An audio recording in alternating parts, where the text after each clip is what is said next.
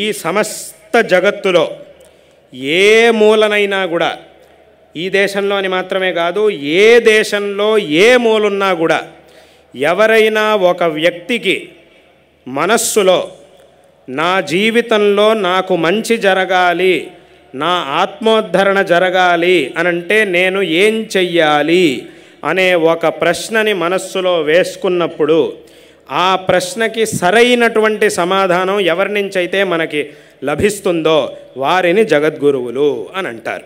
ఇక్కడ ఊరికే జగత్తులో అన్ని చోట్ల తిరిగారు అనంటే వాళ్ళని జగద్గురువులు అనడానికి వీల్లేదు. అథవా ఈ జగద్గురు అనంటే అది ఊరికే ప్రయోగించే పదం కాదు.